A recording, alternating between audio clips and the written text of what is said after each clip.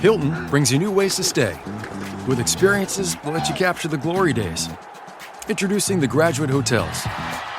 Each inspired by local college towns, these stays are always original and never boring. Get in touch with traditions all across the country and enjoy a stay that's a class above the rest. Book at Graduate Hotels with Hilton Honors Points at Hilton.com. It's a win-win. Hilton, for the stay.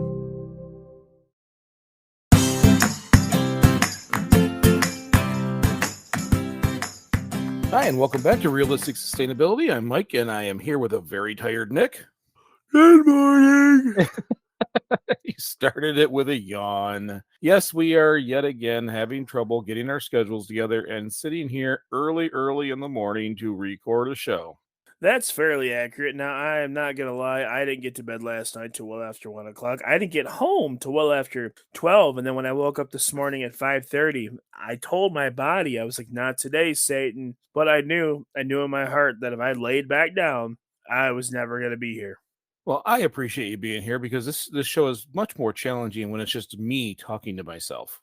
You know, maybe try talking into a mirror. It might help. And you know what you could do is you could so sit in the same place talking to a mirror. Okay, so get an idea as to where you're going to be in that mirror, and then put like a mustache on the mirror and a hat, so it's like you're talking to someone else. Or I could just put up a picture or something. Yeah, you could. It's way less creative, but okay. Anyways, I appreciate you being here this morning and getting up this early with me. So before we start, did you see the picture of Jameson's sunflower? I put that on greening, and boy, had it taken off. Did I see it? I have shared it, and I have shown it to so many people. Yes, we'll just keep it short. Yes, I've seen it, but I don't know if you can really constitute that as one sunflower. It's like a bunch of sunflowers all growing together. Well, it's one plant. It is one main stalk. When it was at its healthiest, she counted over 40 flowers on that one plant. That's pretty impressive, especially for something you didn't plan on growing. No, and the funny story for everybody on that is that it looked like a plant growing in my garden, so I didn't pull it. I waited for it to get a little more mature, and Jameson loves planting sunflowers. She's got them all over the place. So I used this app on my phone to take a picture of the leaf, and it told me it was a sunflower. So I decided, how's it going to hurt if I just let it grow there? She likes sunflowers, and obviously I've got room in the garden. Well, yeah, but we know how friendly you are with the bees. So, I mean, what's wrong with a little extra meal for them? Right. So we left it in there thinking, we're going to get this one big sunflower. And what I honestly believe is a sunflower tree has now grown in my garden to the point where the actual stem or stalk at this point is probably 6-7 inches in diameter. I won't be able to wood chip it. Well, I mean, this is where I would like to. I wish I was the one telling the story, because I would have added really cool phrases like "little did we know" and stuff like that. Because ultimately, you're right. Like, you expected one sunflower. You're not really telling people how big this thing is. You might have said there's 40 flowers. But Mike, how tall is your sunflower? Well, we have not measured it, but it's easily more than 2 Jamesons. We took a picture with her in front of it. That is definitely a unit of measurement in our family. But for those of us not listening, she's about 5'2". So it's somewhere between 10 and 14 feet tall. Now, okay. So next question. Is it growing in a one of your planters? It is in my raised bed garden. And yes. They are what, about 3 feet off the ground? Well, they are, but the dirt on the inside is much lower. So it's about a foot off the ground, maybe a foot and a half. So it's a solid 12-foot plant. I mean, it's impressive. It kind of makes you think that it's like from a movie, like it's going to spawn an alien that's going to take over. I seen it and I was like, oh my gosh. It's one of the sunflowers that's going to fight the zombies, like the video game. Oh man, Plants vs. Zombies. There we go. I'm impressed you even know what that is. Yes. I have kids. Does it provide sunlight for your household? Does it like randomly just give you energy? No, not at all. No, it needs to work harder. So this week, what I wanted to talk about, and it's kind of an off topic, but it is how there's a connection between climate and disease. because there's a lot of debates going around right now about, well, we live in a COVID world, so right now viruses are top of topic, and yes, I know. And there's even been politicians in the past taking climate and compare, and tying other things to it. So the concept of climate being tied to things like disease or war is not new. And I thought it's a good opportunity to discuss that. It's a good opportunity to piss me off early in the morning. Excellent, Well, Michael. I Excellent. get you started. I mean, it keeps you awake. It makes you motivated. Oh, you're gonna burn me out before 8 o'clock. No, but all I mean by saying what I probably shouldn't have said is that it's a talking point where they use to pivot their actual agenda from, or what they want us to believe their agenda is from. So like, yeah, it's no secret that climate, or so the changing of climate, is linked to disease, because when we're in Michigan, our seasons change every day, but when our seasons change, it kind of mollywops your immune system for a minute, and anything your body might have been fighting could get a step up, and you could actually get a spring cold or a summer cold. That's why there's a flu season. Not all bacteria and viruses thrive in the same temperature and the same climate. So, with that being said, it's just kind of simple stupid that as the weather changes and it gets warmer or hotter, some things are just going to do better than others. And I say that because, the US is a pretty big country, and there's all different climates throughout the entire country. So you're going to have different outbreaks of different diseases at different times in different places, because it can't all survive in the same temperature. Let me clarify when I say politicians, because the moment you say that, you just tense up, but not the propaganda side, not the this is my team side, how it has been brought up in the past almost nonchalantly as connections to different things, and then mocked and fought over and all that kind of stuff. But the first thing we have to do, and I think we're kind of preaching to the choir when we clarify some of these things on this show, is the difference between climate and weather, because I think that just needs to be defined early, because as we talked about, politicians doing silly things, that's how you end up with a guy with a snowball going, what do you mean it's getting warmer? I'm holding snow.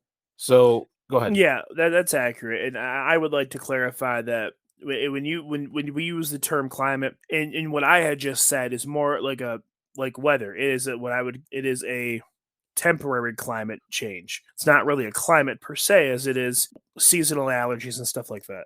Well, the weather is our day-to-day experience, and usually weather is measured in weeks, 10-day periods, things of that nature, where climate is measured in 30-year chunks. Just for anybody's information, if you're listening to someone talk about climate and they show you anything less than 20 years, they are manipulating a study somewhere. Studies are usually 20 to 30-year data sets. We've seen it before. Again, politicians with a 7-year set trying to find a cycle that fits their need. But it's usually 20 to 30-year data sets to count as a climate study. So when we talk about this, we're talking about long-term trends, not what it was last week or last month. Again, we use the term climate change because global warming felt misleading, although it is exactly what's happening. The net energy of the planet is rising. So overall, the temperature of the planet is rising. So global warming or climate change, they're both valid, and that's what is happening. So credit to what Nick was saying is, if you change the climate in an area, some things thrive where they couldn't before. Places here, even in Michigan, if you have a warmer climate than what is usually here, you almost immediately, within a couple of years, start seeing small differences in the wildlife and insects. And if you start to look at that over 20 and 30 years, it makes a dramatic change of what can live and what can't. It's I'm gonna sound a little paranoid here, but it kind of intimidates me, because as the planet heats up and more of glaciers and stuff like that are melting, there is untold amount of scientific discoveries waiting to be, discovered, and that's a wonderful thing. But with the good comes the bad, and there is always the possibility that they could find new bacteria, and there could be new viruses that are ancient, that have survived all this time frozen in dead animals and stuff like that in these ice caps. And that actually kind of freaks me out when I think about it. I know I sound like this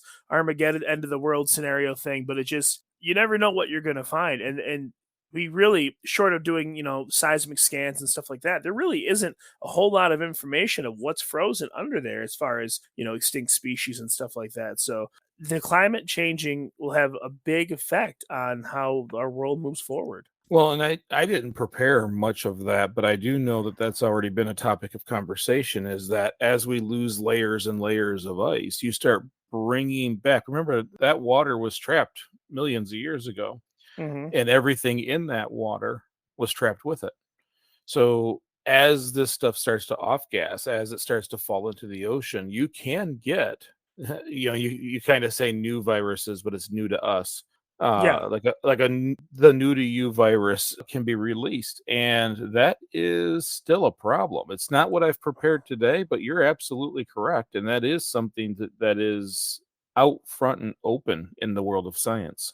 Well, yeah, and one of the things that a lot of people probably don't think about, obviously, the people who are in that forefront of that, that endeavor have on their mind. But one of the most fortunate things about studying like paleontology is that everything is buried pretty much under the earth, and it's fossilized, and you're not going to find a whole lot of usable like organic material. You're not going to find any skin or flesh or stuff like that. I only say that because when the ice melts and you start finding these mammoths that are thousands of years old and they're completely intact because they've been frozen as they thought, if there is a bacteria or a virus that is there, that body, that piece of flesh becomes a living cesspool.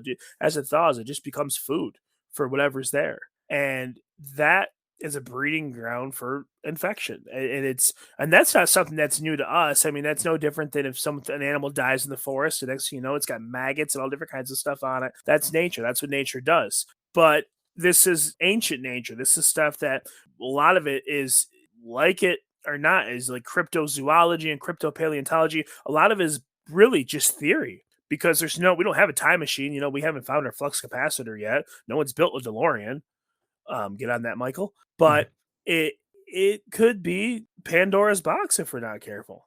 And now that that's Well, being said, I'm not going to talk about it much more. the biggest thing is that we have not been exposed to certain things, and that can be it's not always a bad thing, but it tends to be. So as new to us viruses and such appear, we will have some struggles dealing with them. You're trying to tell me that people fear what they don't understand, aren't you? Oh, I'm trying not to.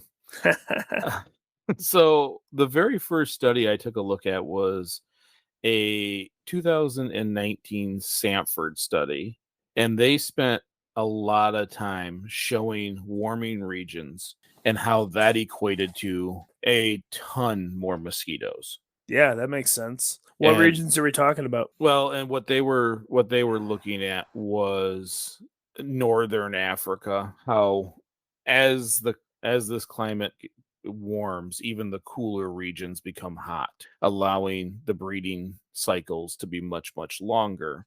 And when you have mosquitoes, which are a main carrier of disease on that continent and in in many areas, the increase in malaria, what was it?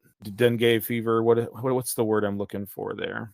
I'm not sure. There's a lot of diseases they carry, Mike. We got to be a But little more West specific. Nile, there was a ton of different things that mosquitoes carry, and with that changing climate and the increase, it showed almost a 40% growth in mosquito populations and almost a linear growth in illness. That makes sense though, because that countries, and I guess I shouldn't call Africa a country, but I'm sorry for saying that.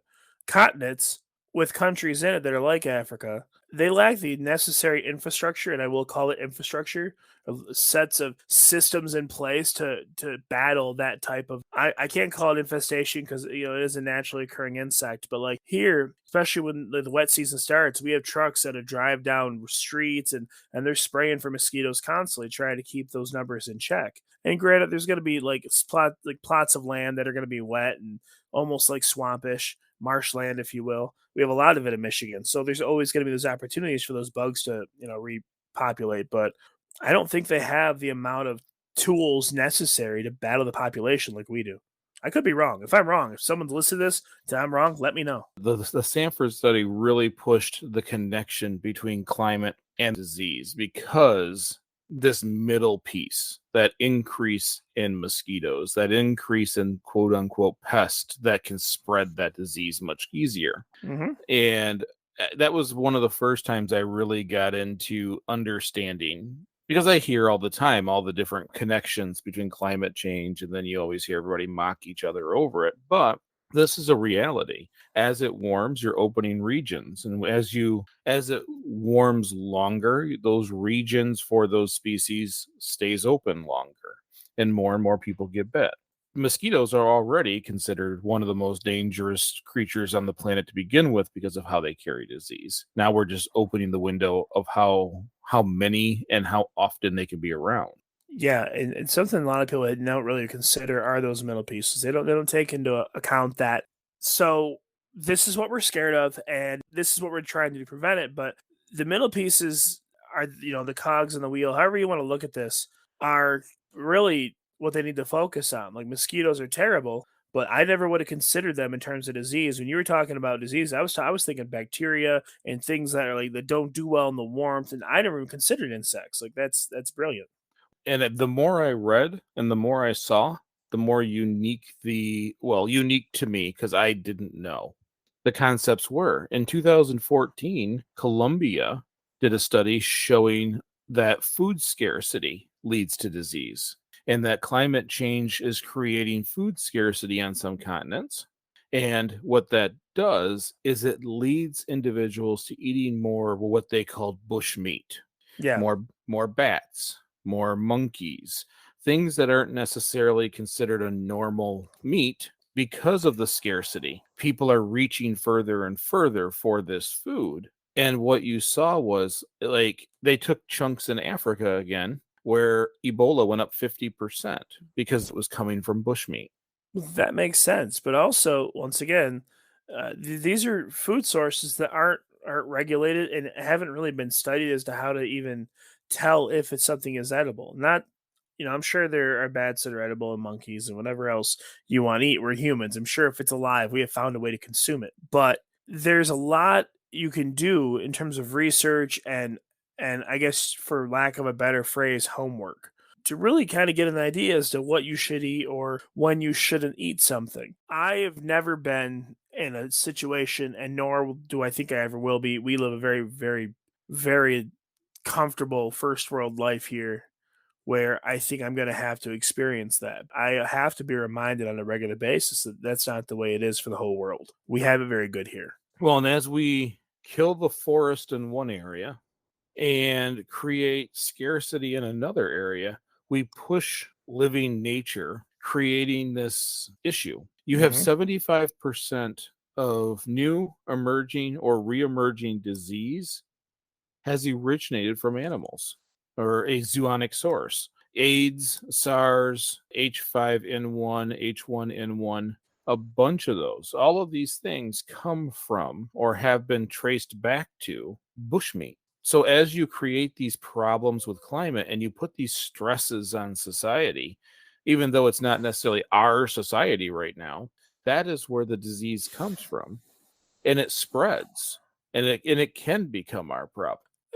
You're very right. It can become our problem, and you're also right about there. A lot of these really potent diseases that we've had to deal with over the years have started like that. I think it's fair to note though that the most diseases that are, I'm going to say, lethal to humans or really hard for our bodies to fend off generally do come from an animal.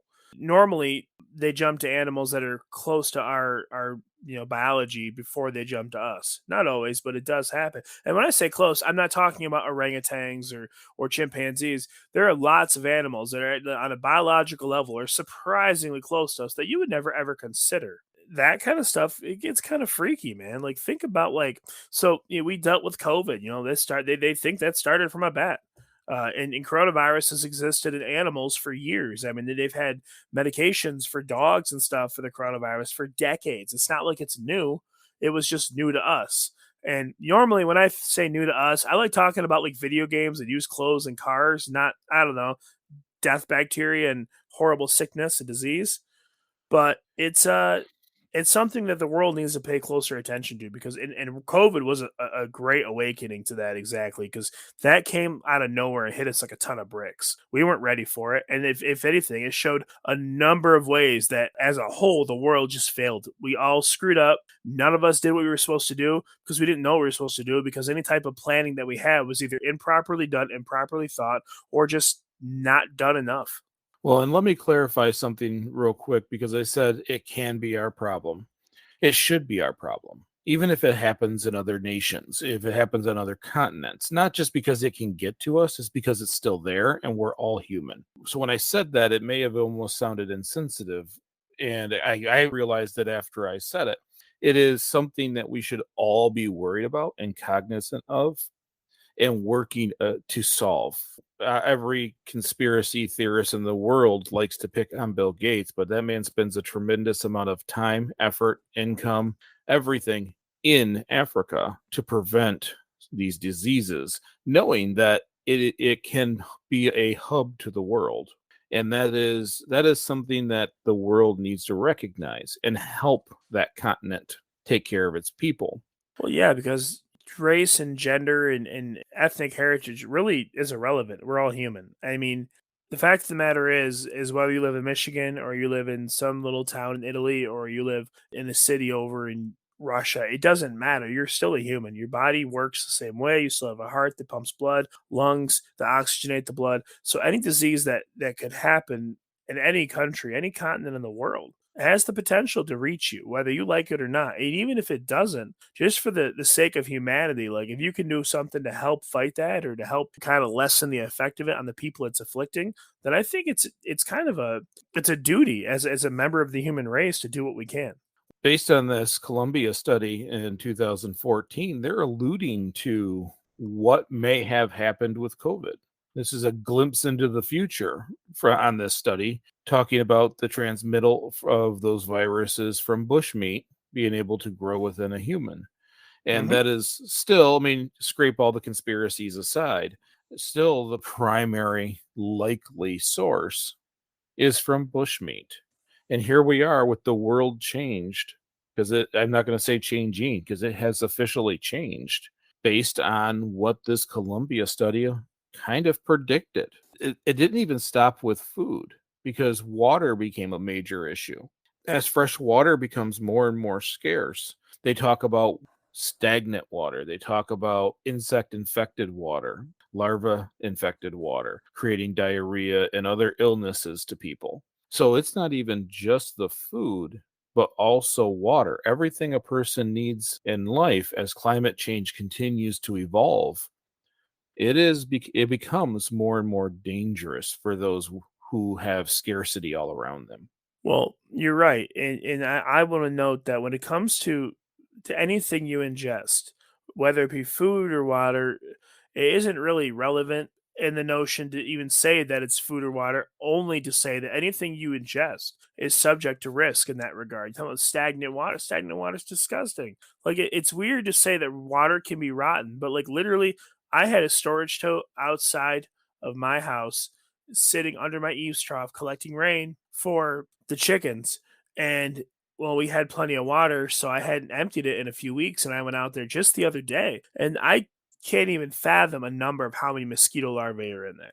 I dumped it out, so I guess you can call me a murderer, but there was probably, I mean, there were so many that you couldn't, like, if every place you looked, there was more than you could count. Like they were everywhere. And that's the kind of stuff for just stagnant water, stagnant bodies of water. I know that there are dry seasons over it in some of those continents and countries that when like watering holes and stuff don't get any rotation. I guess you can call it rotation. I really don't know how to word that. This is kind of territory that I'm not really familiar with, but I understand the notion of stagnant water, just like rotten food.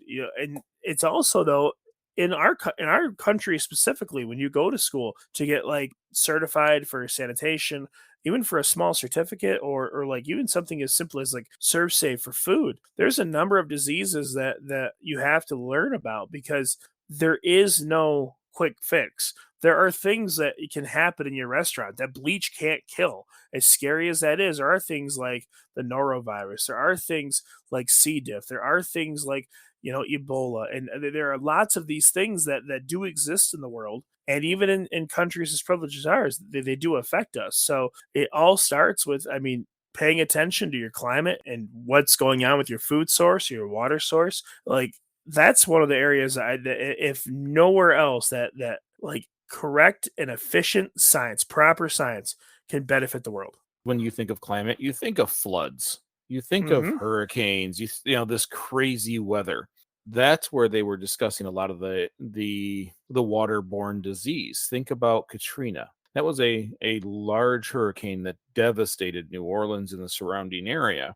That water sat there for a long time before it could recede. Yeah, and you're right, and that's a that's a special. Actually, that's a perfect example because that's a special kind of special topic. The way that cemeteries are done in Louisiana is a little different than the rest of what we're used to. And so when you have the levees breaking and you have all these areas getting flooded, there is a lot of that water that was very, very, very bad for you. The best way to put it is there's a lot of dead bodies floating around. I don't know how else to say that, but the water was contaminated.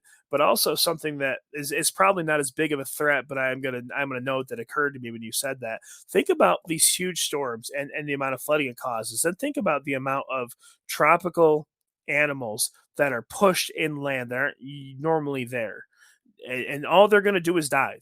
They're not going to survive. They're going to die. Well, as they die, they've got different bacteria, different things that the surrounding area, surrounding water isn't normal with. And it could be something as stupid as a pufferfish leaking toxin and poison into the water.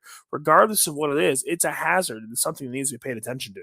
Well, and you're taking a lot of times a contaminated source from one place and spreading it to a clean source in another place. But even after everything is cleaned up and everybody's back to fishing and life is normal again, they don't realize that that bacteria or those viruses or whatever it is has moved from source to source and now live within this fresh water supply.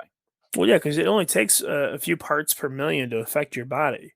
And water is what we need to survive. Without water, we can't go but a couple days. So when you drink a glass of water, that's one of the few things that all of it gets used in your body. Your body, if it's clean water, puts it right to work and it doesn't get wasted. So if you drink, water out of your tap, but that comes out of a reservoir that has like sewage or has something in it, doesn't take but a few parts per million to really mess your body up. Well, there was also a study that Nature posted under the Nature Sustainability section that talked about the rising food needs because of growing populations. They talked about the massive jump in antibiotic use, not just in humans but in animals, because we need to grow more food. And when they were talking about the food, they were talking about your favorite industry, the meat industry, Yeah, I'm gonna tread lightly on this topic. that we're shrinking the window of usability, creating not only a food scarcity concern with the animals, but it's also creating this we won't have antibiotics for ourselves. Okay, so you're right. I'm gonna try really hard not to go on a rant about the about this industry. Unfortunately, everything about our food culture here is wrong. Even you like the idea of like we have to have meat with every meal, which is totally backwards. And when you go into the grocery store, if there's not much of one thing, just buy something else. I don't think, personally, knowing how meat is aged and how it's stored, I don't think there's ever actually going to be a shortage. As long as we are breeding cattle the way we are breeding it, there is meat for a very long time. It's one of the things where, like, they do it with gas all the time, where they say there's a shortage and there's really not. They just it's a marketing ploy to make you buy because they think their supply is in danger or they're not able to produce for it's a minute window. It'll be like 1 month that the supply doesn't, meet the demand, but they have enough stocked up for months and months and months of supply. So it's not, or sorry, months and months and months of demand. So it's a little ridiculous in the way they do this kind of stuff. Now, I do agree that the reason that they pump these animals full of antibiotics is ridiculous. I also think that the way they crossbreed them to come up with these crossbreeds that grow super fast is ridiculous. And I do want to stop talking about this now because I'm going to get angry. I'm going to get Okay. fired up. Well, and we stress that industry out by wasting 40% of all the food that's produced. Now they have to produce more meat and they have to give more antibiotics to have this meat be fresh. Well, as the critters inside the critters start living through the antibiotics, it starts creating crossover viruses and diseases. Yeah, super diseases, super viruses. It does happen. Right. And it's no different than, and you're a perfect person. I'm going to use as an example for this. You, unlike the rest of us, your body builds an immunity to everything after like a day. So even deodorant, like your body is constantly fighting anything it doesn't believe it needs to have in it. And that's what our bodies are meant to do. We're meant to build tolerances, which are fine for us, but that leads to stronger diseases. Animals' bodies are no different. I mean, a cow isn't any different. It has an immune system. It fights off disease. Yeah. So when you're pumping it full of antibiotics, all you're doing is you're essentially making a training regimen for stronger diseases. I know that sounds ridiculous, but you really are. So that's what that report was showing, was that this trend that we have is only encouraging more and more dangerous diseases and viruses. I like how you're using trend instead of the words terrible culture. It is, and I think we've discussed that before. We have a broken system in the United States when it comes to our food. And that's why I always have to throw in there that this system is being stressed because we throw away almost half of it. We don't even eat almost half of it. 40% of all food produced through these systems just ends up in the trash, never even consumed. That is why we have a system that is growing almost half more than what they need, pumping them full of antibiotics, trying to make them bigger and bigger and bigger to produce more and more meat when we just throw it away anyways. They still get it bought. It's still a financial gain for the farmer, but it's us. We're making that mistake. We feel Yep. like in the United States that we have to have a 20-ounce steak and eat 10 ounces of it. Well, I don't even think that it's that we feel like we have to have it. What the real problem is we expect to have it whenever we want it at that moment's notice. I don't think there's anything wrong with eating a 20-ounce steak once in a very great while, but I do think there's something wrong with going into a grocery store and having whatever you want at your fingertips all the time. I think that whole design is flawed and is very anti-nature. Because there's a reason why things are seasonal. There's a reason why you have life cycles for animals. There's a lot of things that we just do backwards. We found cheap ways around because we didn't like actually having to be patient. It's starting to kind of stick its ugly head up at me again because as the garden season ends here in Michigan, my yields are becoming less and less and less. And I have to start preparing for that winter. Because remember, I am trying to reduce the meats, but it seems like every time you go get food, you come back with meats. So it's going to be more trips to Horrocks, I think, and better planned meals. And I will say, pridefully, and not just from you, not just from listeners, but even Jameson has pushed and pushed and pushed. Most of the time now when I make a meal, there is not massive leftovers. I'm slowly getting better at gauging how much to make.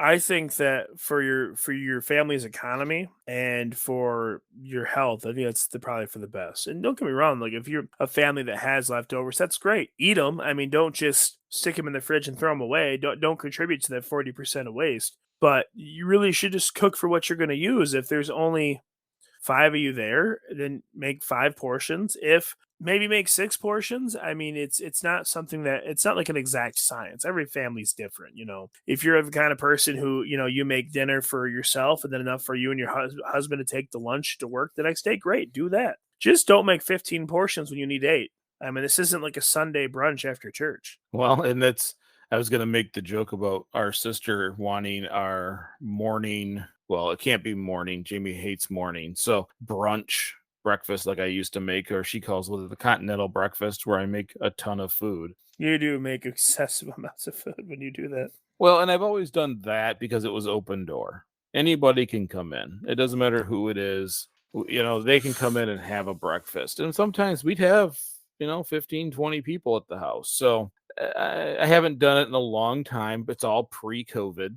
So she has been starting to bark about wanting to see that again. I think breakfast foods are one of the things where people just make copious amounts of because they're so cheap and they're not filling. Obviously, I say that knowing that people are going to be like eggs are filling because protein is filling, but like pancakes and French toast and toast, it's not filling, and that's the things that like you never ever know how to make because maybe families are different than mine, but my family we can make French toast, each eat like 5 pieces one time, and the next time we make it, we each eat one. Like it's so hit and miss. And so we make like 3 loaves of bread, like it's a ton of it, and we'll eat it until we're bursting, and then a lot of times the rest just goes to the chickens. Once in a great while, if we use real nice bed, we'll freeze it, and the kids will drop it in the toaster the next morning for breakfast. But like, which is a really great way for pancakes and for French toast. Anyone that does have a bunch of extra, you can freeze them. And instead of like microwave them, just drop in your toaster the next day. I mean, they work out great for like before school and stuff like that. If you're a meal prep or meal planner, that's a great way to make breakfast for your kids throughout the week. So you don't have to get up and destroy your kitchen every day. Sounds good to me. I feel like our kitchen is destroyed every day, but yeah, you have a family of 5. It is. yeah. So the point that the research was trying to point out was more death equals more disease. And that it doesn't matter if it's a disaster or if it's a war. No one is running around cleaning up during the process. It's always an after series. And if you wait any marketable period of time, disease has its opportunity. It only needs a few hours. It really does. And so I flash back to, I think it was 2015, 2016, where Bernie was talking about climate change leading to war, and everybody was making jokes about, oh, the weather's going to change. Let's go to war. That was also as in the research. War and conflict always leads to disease, and scarcity for nations always leads to war. If you're short on food, if you're short on water, if you're short on resources in an economic state, then it can lead to war. That we've seen wars over oil. There's been a laundry list, diamonds. Really, what the war is on is irrelevant, considering how we fight war is to take someone else's resources. And so war, not even talking about the death aspect of it, that's kind of a byproduct. The notion that like we win wars by removing the ability to access resources by the other side. So when you do that, you create that scarcity. You automatically create the problem that we're talking about. And then the death the death is a byproduct of war. It's a terrible thing. War itself is a huge failure of diplomacy. It's a huge tragedy, and it should never ever happen. But when there's war, there is death, and so it should be noted that your bodies are full of bacteria. So when there's death, there's going to be that kind of stuff is going to happen. But the scarcities of resources is almost what I feel to be a bigger crime, because it's just, if you don't want disease, if you don't want hardship for your people, then you can't really do that. It's just going to happen. It's going to get me all fired up. It's disgusting. Well, and you also have nations in developing areas that have not invested in the resources and strengthening their food network or their water network. And when scarcity hits them, they don't have that in place. What they do have is an army. Yeah. And so sometimes looking at your options during or after poor planning, there's nations that think I can just take it from my neighbor. And that leads to these conflicts based on the scarcity created by climate change. Because you're right, there is a scarcity created in tactics. But a lot of times we're now seeing wars that are starting because of the general scarcity of things because of climate. So then they emphasize or they push on that bruise by creating more scarcity of whoever they're fighting. And either way, The only people who suffer are the residents, the people from those countries, the ones involved, the ones who are just trying to go to work that day.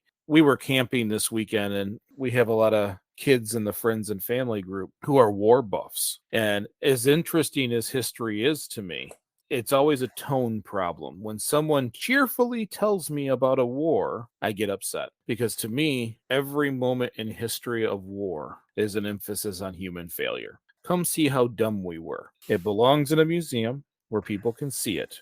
You can study it. You can even be a history buff. But let's not show the joy of mass destruction. The last piece was talking about how just temperature increases, humidity increases, lead to a lot of stroke and other heart-related illnesses. Mm-hmm. And this is global. No one gets away from this one. I think I've mentioned before, my mom can't be in humidity. It stresses her heart out too much. People get to a point where they can't deal with that heat or humidity. I'm not a fan of it. I can deal with it. I don't like it. But there's some people out there who just can't even deal with it, that it becomes an emergency. So now you tack on rising temperatures, rising humidity with our inability to keep our grid functional all the time. Mm-hmm. And you have a recipe for human death. Look at you being the bringer of joy, Michael.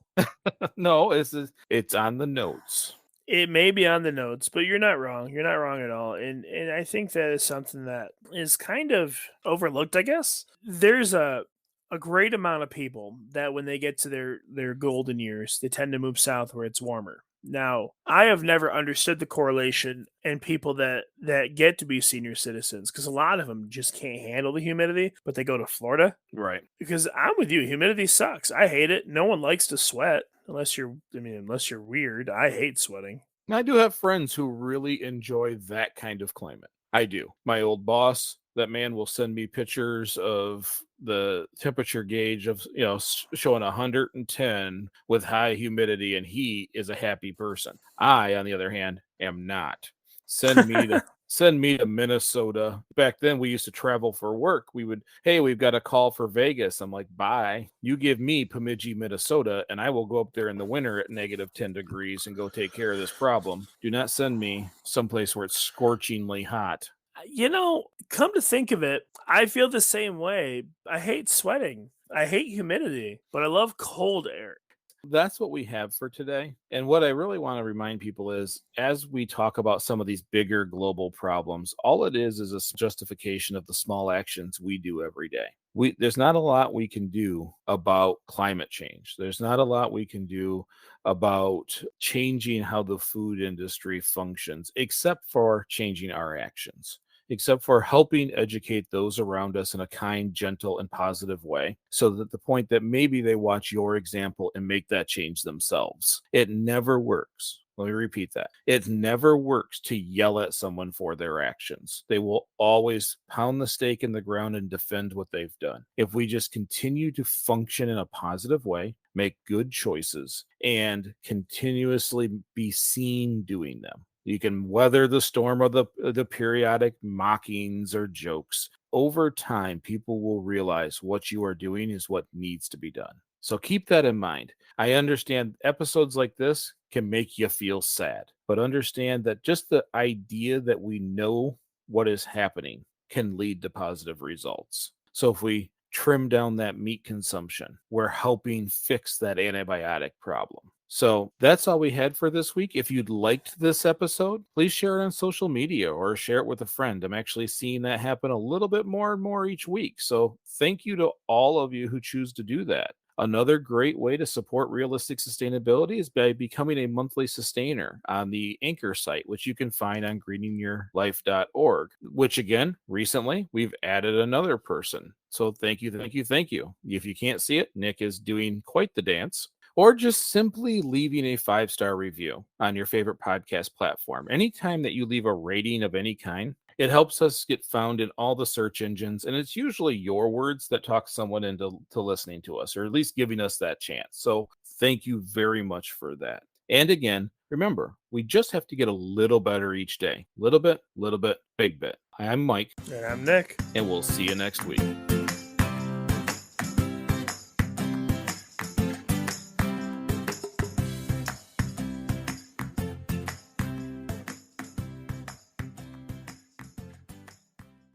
Hi, this is Mike, co-host of Realistic Sustainability, the podcast, which you probably already know, but I'm also the author of A Beginner's Guide to Greening Your Life. That was the book that led to our Facebook page, our Facebook group, and, well, even this show. It offers tips on promoting your positive footprint while decreasing your carbon footprint. So, if you want to read what started all of this, get A Beginner's Guide to Greening Your Life, available on Amazon, eBay, Etsy, or just visit greeningyourlife.org for more information. Thank you for joining the sustainable movement and promoting a greener future.